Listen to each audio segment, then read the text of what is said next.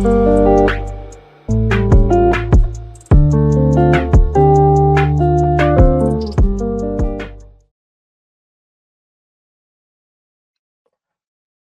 สูงค่าพี่น้องผู้ชมยินเสียงใต้ตีนับยำกูโจกูปายามดิกตังสายลมอีกประดังขาวลุงแรงเปิงไหลมาโหบทบโหบยากันกอดแทงวันหนึ่งเยาค่ะย้อนหาตังหักแม่ตาตังนิมใจตังโจมซื้อมวลเปียวตีลูกตีเถาลาพระเป็นเจ้าเฮาขามาแต่อยู่ในหัวสาเฮาขากว่าหังผ่าหางมันสิกรรมค่ะพี่น้องค่ะส่งยามมีดังอันตัวทบตาหันและตั้งอันขึ้นหลีกันปู่หมางเขาขาตั้งเบิ่นต่างก็ยำพิษกันคันนะอัดเตป่นมา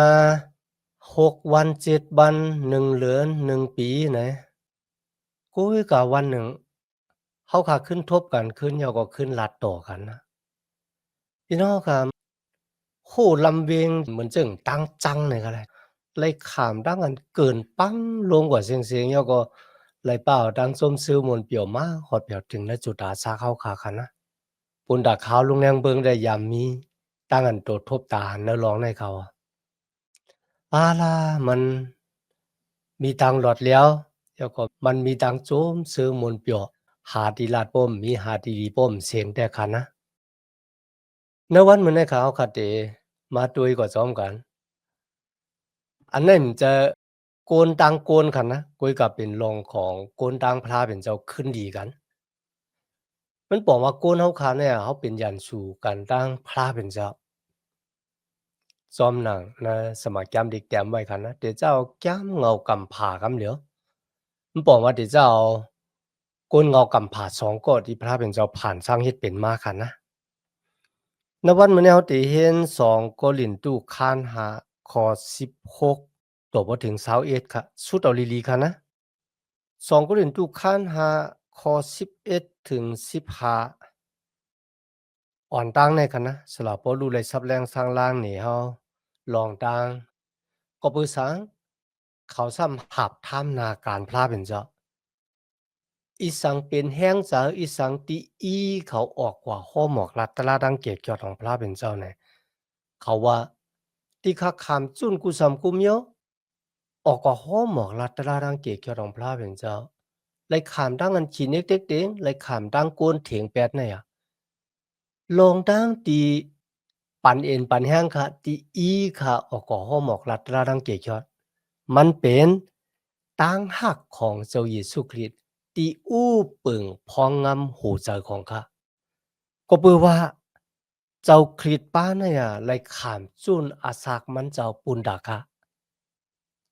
ตั้งอันพระเป็นเจ้าจุนเนี่ยเฮ็ดเฮาขามีตังรอดแล้วมีอาสากเถาวราคันเนาะก็ไปจังไหนลุยตั้งในก้วยเนี่ยก็ที่เฮ็ดให้เขาออกก่อฮ้อหมอกลัดตะลาดังเกกยอดกำแนวคำมาถึงข้อที่16ต่อบ่ถึงข้อที่21ในคันนะ ที่ในซ้ำสลับป้อนลู่เนี่ยเลยตุ้ยหันแทงผายหนึ่งณดังอันหับท่ามนาการพระเป็นเจ้ากันนะเขาเลยตุ้ยหันแทงผายหนึ่งก็ตีเลยหับตั้งเกชอดนาเจ้าเยซูเขาได้เอาตั้งเกชอดที่เขาเลยหับนั่นน่ะเอาเป็นของส่วนตัวกุ้ยกาเขาได้เอาตั้งเกชอดเนี่ยสืบลัดนี่ผีแมงปันเปิ้นแทงที่ในเขาว่าเขาเลยหับตั้งเกชอดกุ้ยหมึงกา พระเป็นเจ้าเขามีการงานค่ะนะเป็นอสร้างอตานที่พระเป็นเจ้าอาปันเฮานั่นก็ให้ออกกว่าข้อหมอกลัดตราดังเกกเขียวของพระเป็นเจ้าเขาห้องว่าตำหม่านเจ้าตำหม่านเจ้าก็มันเหมือนเรื่องเป็นผู้ต่างตูครับเป็นผู้ต่างตูของเจ้าเยซูนี่ค่ะแหละในข้อที่16ค่ะนะปื้อไหนแลเอาในกว่าหน้าผู้เลอเซมว่าเฮาเต็มฮู้จักมันจอมหนังจะตีเนื้อหนังกุย อีกซ้ำเฮายามฮู้จักเจ้าคริสต์จอมหนังจากที่เนิ่นนางเสียก็ตอนเหลียวในกว่ามื้อนาเฮาตักอำฮู้จักจื้อหนังนั้นยาวพี่น้องกะตังอันสลาบ่รู้เขาคุกจะไล่มือเขาไปเลยฮู้จักจุเยซูคันนะเขาด้วยหันจุเยซูเหมือนเจิงเป็นครูสอนศาสนาที่ลูกเว้งนาซาเร็ตมาเป็นครูสอนศาสนาที่ตกแต่มเลยค่ะแหละอันนี้ดังอันเขาจีอย่างค่ะนะพวกย่อเขาว่าหรือสินั้นกล้าเนี่ยก็ย่างไหลขามดังอัน ตอกซับตายในเสาลักว่ามือเนื้อสายตาของพ่อลูกเขาด้วยหันเจ้าเยซูเนี่ยมีกายขันลงหางค่ะนะก็บอกว่าเขาด้วยจอมหนังสายตาของโลกาเนี่ยจากได้ค่ะสายตาโลกาเนี่ยค่ะนะในวันเมื่อไหร่เมื่อเขาขากว่าในวันในเวียงเนี่ยก็เลยเขาอยากตัวเฮาย่อมันมีความถามป่อมาในใจเขากับเนาะเขาขาก็เหมือนกันคนคนนั้นมันเป็นคนชื่อจัดเจ้าคือเหรอนะมันเป็นคนผาหน้าเป็นคนมีฮะมันเป็นคนอ่องจันสูงฮะจันแต้มฮะมันเป็นคนห่างหลีห่างจ้านะพี่น้องค่ะอันนี้เป็นสายตาของคนที่ยักโดยโกนค่ะนะสำหรับพวกลูกยามยักโดยจุยสู้ว่าจุยสู้เนี่ยมันเจออย่างไหนกันนะกุยการนวัดเหมือนในเขาว่าเขาเตอ่ำยักโดยโกนเหมือนเจ้าหนังที่เขาขายยามตัวไหนกันนะก็เพื่อสังขารนะก็เพื่อเขาว่ากาขันอาสาโกนนั่นน่ะพระเป็นเจ้าเป็นก็ที่ปันกาขันอาสาดีเขาแต่ค่ะนะอาสาโซยิสู้ก็เป็นอาสาของพระเป็นเจ้าอยู่กุยการสลับปลูเขามาดูเจ้าเก่าว่าข้าเป็นคนพาริเซเป็นคนที่กำเข่งจักปิ้งยับตลาพระเป็นเจ้าครูสอนศาสนาเวียงน่าจะแลกกว่าตายในเสาลักว่ามือนั่นน่ะมันได้ป่องรองสั่งนะคะจอมหลังเดียวค่ะเลยเห็นหูรองของเขาเขายามขี่เน็กเด็กเตงจื้อเจ้าของพระเป็นเจ้าก็เพื่อสั่งกันแล้วเนี่ยก็เพื่อว่าเขาจีอย่างเจ้าเยซูจอมหนังคนโลกาในจีอย่างนะวันนี้ก็เหมือนกันค่ะหลายก็ค่ะนะเขาด้วยหันเจ้าเยซูเนี่ยคนตายหุงโหงเนี่ยมันจะค่ะบ่เปิงอันตั้งสลับพ่อลูกคันเนาะมันจอยตัวเจ้าก่อมลายมันเดี๋ยวจอยปืนไรจังหนังฮื้อเนี่ยพี่น้องค่ะความลาดเนี่ยบ่ถ่อมด้วยมันหนุนจึงมีรองมีตางค่ะนะกุ้ยกะเพราะว่าเขาค่ะเอามาแตกกันจอมสมัยแก้มดิ่งในความลาดตีลาดว่าตัวหนังตัวเจ้าเก่าจอยตัวเจ้าก่อมไรติดจอยปืนไรจังหนังฮื้อเนี่ยความลาดในมีน้ำหนักอีกก็บ่สั่งค่ะล่ะก็บ่สมัยแก้มดีโคทานรองของจุยสู้ไว้ว่ามันจะติมาขามตอกซับตายในสลักว่ามือ ก็เพราะฉะนั้นเจ้าเยซูมเลยสุดอยู่ที่เนื้อเสาลักว่ามือมเลยสุดอยู่ที่เนื้อขุมช้างแข้งวันที่3เนี่ยมันจะลุกกระทั่งตายขึ้นรีบมาในคาแลมที่มันเป็นหูเจอของตลาทั้งเกจยอดเจ้าพระแต่มันหลุดเป็นอย่างดังตายในขนาดเนาะก็เพราะฉะนั้นสลับพอรู้ว่าเขาเต็มแก็บตัดตราตีโกนก็นั่นก็ในว่ามันมีกาขันจึงนั่นเนี่ยเขาเต็มว่า เขาเต็มตุ้ยจะอีสุดซ้อมหลังตีตาของคนล้อกาดตุ้ยนักกาปานเขาและอีกป้าทั้งนักกาปานในป้าค่ะนะกุ้ยกาเขาเต็ตุ้ยจะอีสุเหมือนเจ้งกว่าอยู่น้ำหมักตาพระเป็นเจ้าหยอก็อยากตุ้ยจะอีสุนั่นค่ะนะณวันเมื่อไหร่ค่ะนะก็ผู้สั่งเขาอยากตุ้ยจะอีสุเหมือนเจ้งสลับป้อลูกยามอยากตุ้ยเหมือนเจ้งคนล้อกาในยามอยากตุ้ยค่ะล่ะว่าในเจ้งพี่น้องค่ะณสมัยแก้มลิกพระเป็นเจ้าเนี่ยผู้ยป้า เขาก็เลยฮู้ป่องแจงแรงใจว่าก็บ่ซัง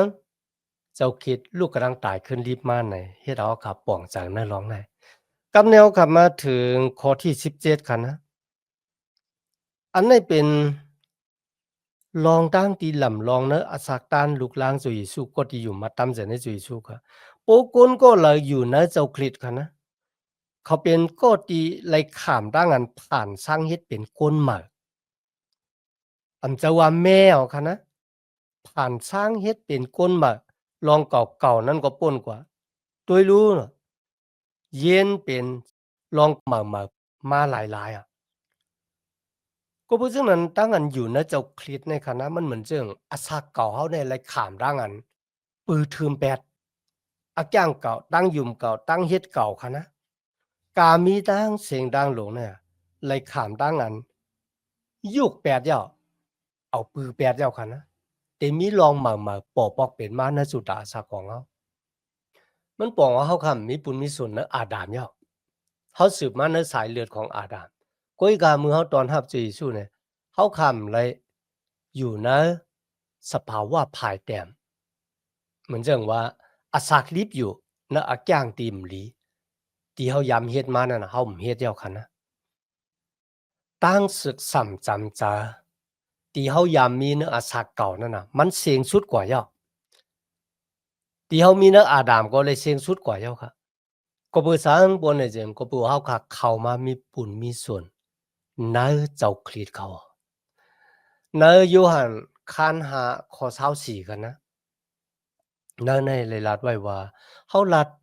ลองหมั่นแม่นซื่อจาที่สุจำพวกคุณก็ละถ่อมความเฮาและตั้มจากในพระเป็นเจ้าที่เจอเฮามากุนก็นั่นก็มีอสักถาวราแลเต็มเลยขามดังอันจีอย่างกุยก็เลยขามป่นดังตาย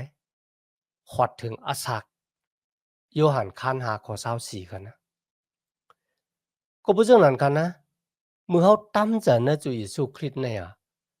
เฮาขาดเลยขามดังอันเป็นก็ดีพระเป็นเจ้าผ่านช่างเฮ็ดเป็นก้นหมาเป็นก้นหมาค่ะจับเสียงกันนั่งสภาวะภายแต้มที่เฮาขาหาบมาที่อาดามเฮาคันนะกุยก็เป็นจังก็ยอคันนะเฮาบ่ได้ตั้มจาในตั้งอันตูทบตาอันที่เฮามีอ่อนดังที่มาฮู้จักจุเยซูคันนะก็บ่ว่าเฮาขาเป็นก็ดีเลยขามดังอันผ่านช่างเฮ็ดเป็นมาแล้วก็อาสาเขาคำมันโหลดตั้มหรือว่างอยู่เหนือสมัตราของพระเป็นเจ้าเหนือข้อความของพระเป็นเจ้าคันนะหรือเป็นจังนั้นฮะ มันน่ะมันจะเป็นรองทางที่เฮาเป็นก็ที่วนเมอาสากลุยเอ็นแห้งเฮามันเจอกันนะกุยก็มันเป็นมาลุยวิเงียนหมดจังของพระเป็นเจ้าที่เหตุการณ์อยู่ณจุดอาสาของเฮาค่ะผมจิ้มด้วยค่ะนะฮู้นะลองในคันนะกำแนวคำมาถึงข้อที่18 19ค่ะเนาะ แล้วข้อที่18ครับลองตั้งอันเป็นมาจึงหนังในจึงก็เปิดพระเป็นเจ้าเอาตั้งเจ้าคริสต์แลเฮ็ดให้เฮาขึ้นดีกันตั้งมันเจ้ากวยอำกาสำยังปันนาการเฮาเฮาจอยเฮ็ดให้เปิ้นต่างก็จื้อนั้นไล่ขึ้นหลีกันตั้งมันเจ้าอ้อข้อ19ค่ะข่าวตะลาเฮาซ้ำพระเป็นเจ้าเอาตั้งเจ้าคริสต์แลเฮ็ดให้กวนกามีขึ้นหลีกันตั้งมันเจ้านั่นอ้อ พระเป็นเจ้าย่างมาดหมายอาแปดเขาตั้งหลายแลเอาตะลาอันขึ้นหลีกันนั่นอาปันเฮากว่าฮอลาดอ๋อพี่น้องค่ะตั้งอันโกนเฮาขึ้นหลีกันตั้งพระเป็นเจ้าแน่มันน่ะมันเลยแต่จ้าที่โกนค่ะนะมันแต่จ้าที่พระเป็นเจ้าพระเป็นเจ้าเป็นโกที่ขึ้นหลีต่อโกนนั่นตั้งอะนั่นก็ให้ลูกเจ้าเนี่ยมาขามตามอุดแปดต่างเฮาเนื้อเสาลักว่ามือค่ะนะ ก็เพราะว่าตั้งศึกสำจำใจโกนดังพระเป็นเจ้าเนี่ยมันเลยตกซุ่มเจมืออาดัมเอวาคันเนาะเจมือเงากำพร้าเจ้าโกนก็เป็นยันสู่ตัวพระเป็นเจ้าแล้วก็เฮ็ดวรแปดแล้วก็มีเจอเขาฮู้จักพระเป็นเจ้าคันนะก็เพราะฉะนั้นพระเป็นเจ้าจึงส่งเจ้าเยซูมาพุ่นน่ะได้ปลดวางความหลอดปันวรแปดเฮามันจึงมาผุยตั้งค่ะเฮาค่ะขึ้นมีตั้งศึกสำจำใจจอมพระเป็นเจ้าแทงกำหนึ่ง มันจะเป็นปอของเฮาคาๆรุ่นนะในข้อที่19คันนะพระเป็นเจ้ายังอำมาตย์หมายอาแปดเขาตั้งหลายแลเอาแตละอันขึ้นหลีกันนั่นอาปันหาเฮากว่าฮอลาดอ๋อพี่น้องค่ะมันป้องว่าพระเป็นเจ้าเนี่ยเขาขึ้นหลีกันดังโกนเฮาเมื่อเขาอ่านนะกโลแซข้อ1ข้อ20ถึง22ค่ะกโลแซข้อ1ข้อ20ถึง22ค่ะนะ เลยพระเป็นเจ้าหากูสามกูเปิงเนี่ยขึ้นหลีกันจอมพระเป็นเจ้าอำว่าลองนั่นได้อยู่ในลินเมืองฮะได้อยู่ในเมืองกลางหาวนะครับพระเป็นเจ้าเฮามีตังดอดแล้วรวยเลือดเมียดหรือเสาลักว่ามือของเจ้าเยซูคริสต์เมื่อก่อนสูดังหลายถูกหมอป้อลองกันดังพระเป็นเจ้าเป็นย่านสู่จอมพระเป็นเจ้ารวยตั้งเฮ็ดอันเมื่อกันเรื่องโกยกับมือในมันเจ้าเฮาสู่ขึ้นหลีกันตั้งมันเจ้ารวยตั้งตาย ตั้งตายภายตัวกายาของเจ้าคริสต์ค่ะนะปุณดาเดลูพระเป็นเจ้าเขาเป็นผู้หมดจางป้นเสตั้งกูกึกพระเป็นเจ้าเขากูสมกูเปิงขึ้นหลีเนลินเมืองกลางหาวค่ะนะกุ้ยกะที่นี่มันเลยละถึงมองอะไรค่ะนะมองอะไรได้มีวันขึ้นหลีแล้วเนาะฟิลิปปีคัน2ข้อที่10ก็เหมือนกันค่ะนะก็ปืนหนามมาของจุเยซูคริสต์เขาเนอเมืองกลางหาวเนอลินเมืองตักเลยคุบเข่าลง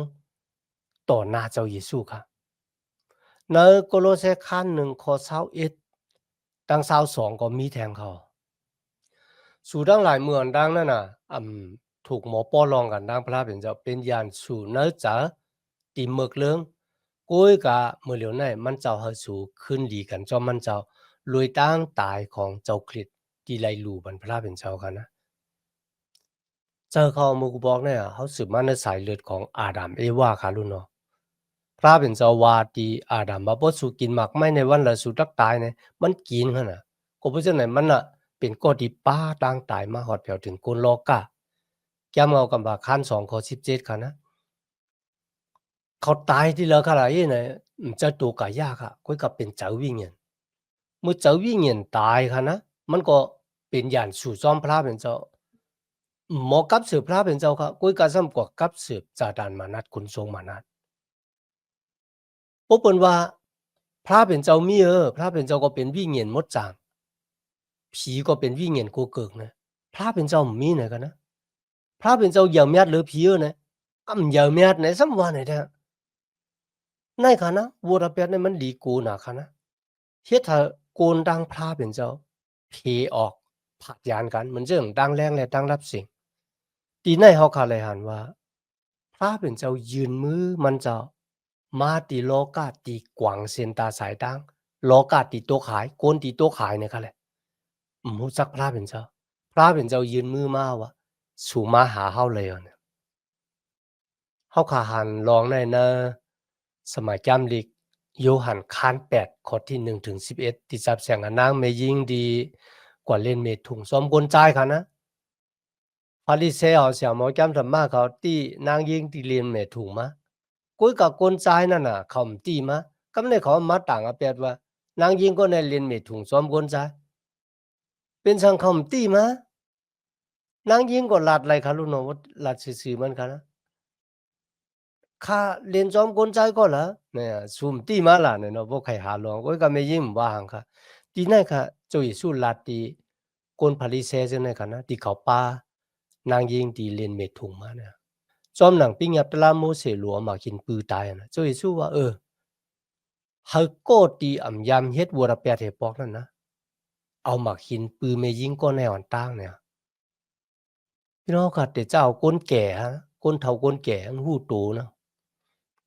วังกำลีมลีเขาอัปเดต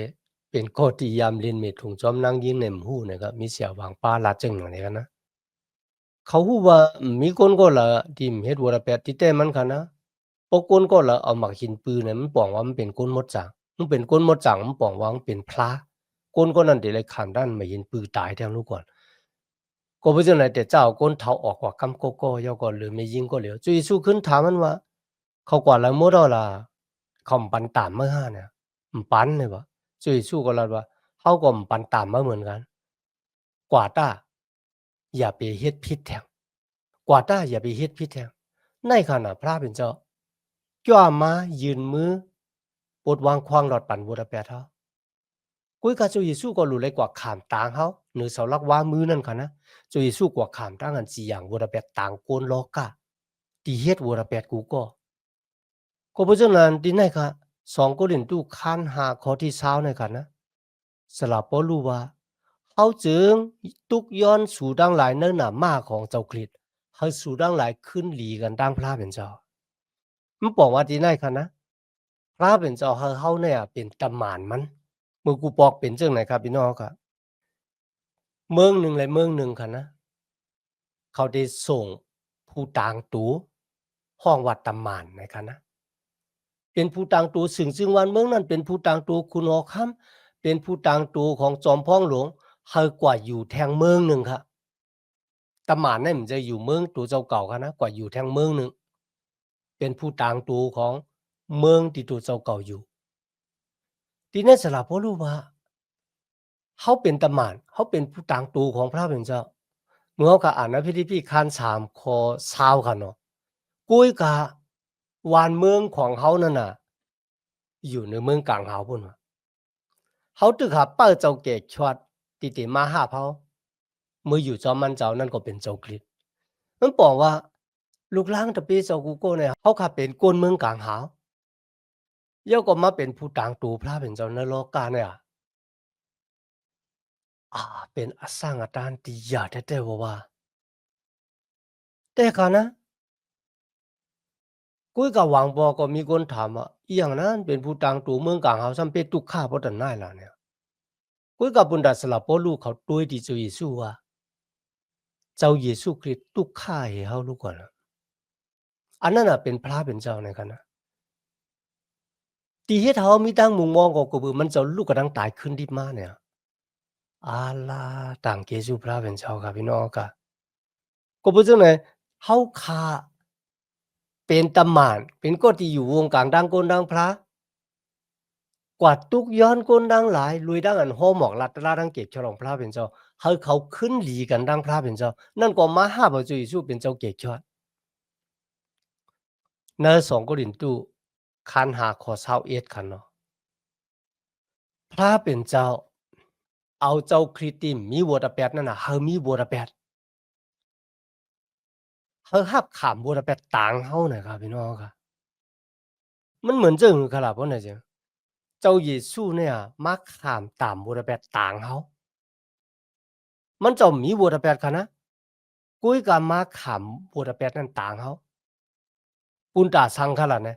ปูนตาเฮาเตเลยเป็นกวนซื้อต่อก็เปิดตั้งซื้อต่อของมันเจ้าอะ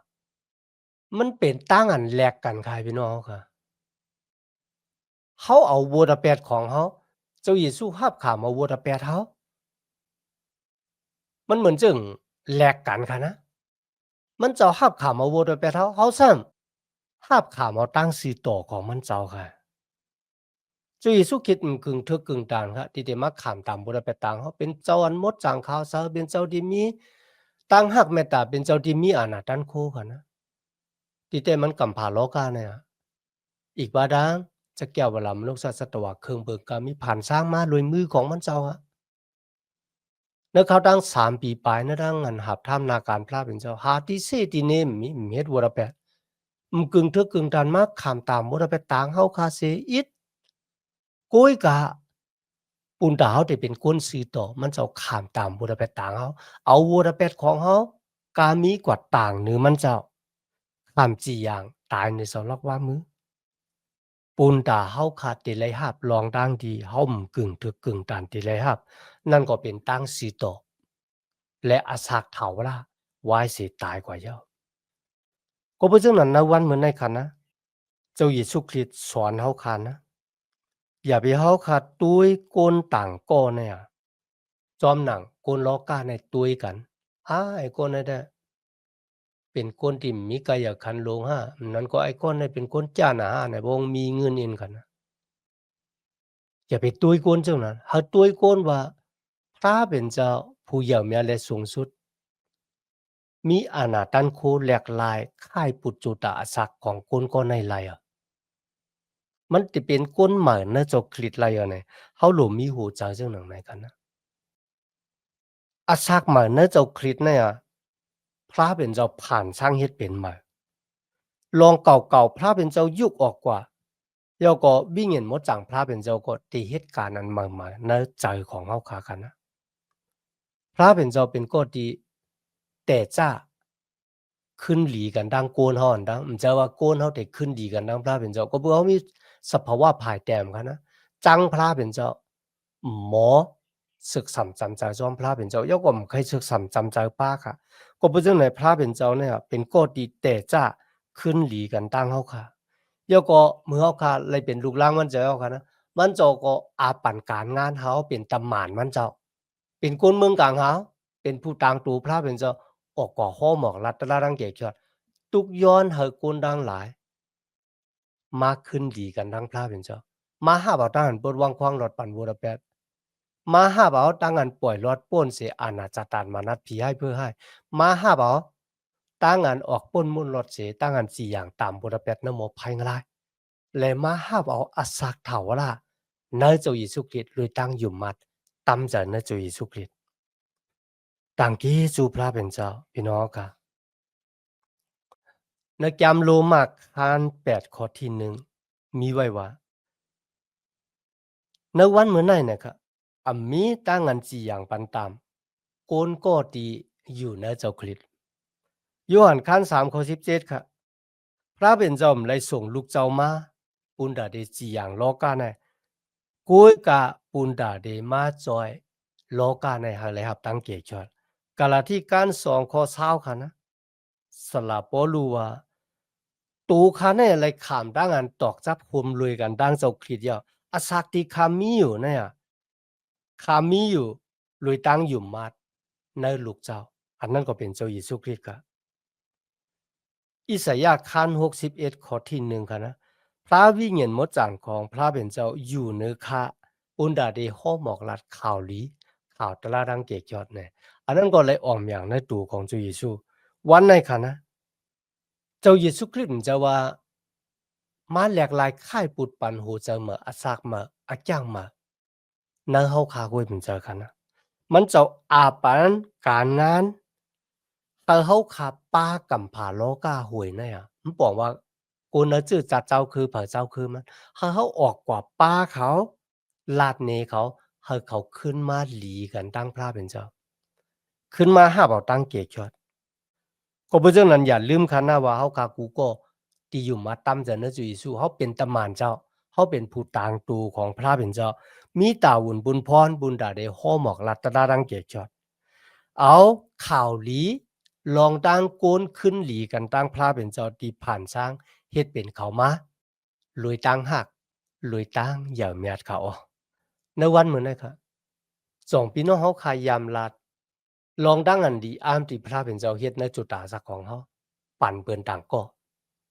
ป้อมไปยามมานะหลูเลยลาดอ่อนดังมาหู้จักจุยสู้เป็นหือวายเสียอยู่มาตั้มจะเนจุยสู้ยามันหลีเสียอ่อนตอนเสียเก่ามาจังหือ ลอยตั้งหักและพุงดันคูของวิญญาณมดจังพระเป็นเจ้าเขาหลุดลาดเขาโลกาในค่ะตึกหาเปิดถ่อมเปิดยินที่เขาขาดที่ขำศักดิ์ศรีอยู่เขามีดังนั้นต่างเกจูพระเป็นเจ้าอย่างนั้นในวันเหมือนได้ค่ะที่พี่น้องเขาคำมาถ่อมยินตบพอถึงอขิงเขาขาดสุดเสียงกว่ากันเนาะย้อนหาตั้งหักเมตตาตั้งนิมจ้าตั้งโจมซื้อมวลเปียวตีลูกตีเท่าลาพระเป็นเจ้าเขาคำมาแต่อยู่ในหูเจ้าเขาคากว่าหังเผอหังมันสิกำคะมาสุงคา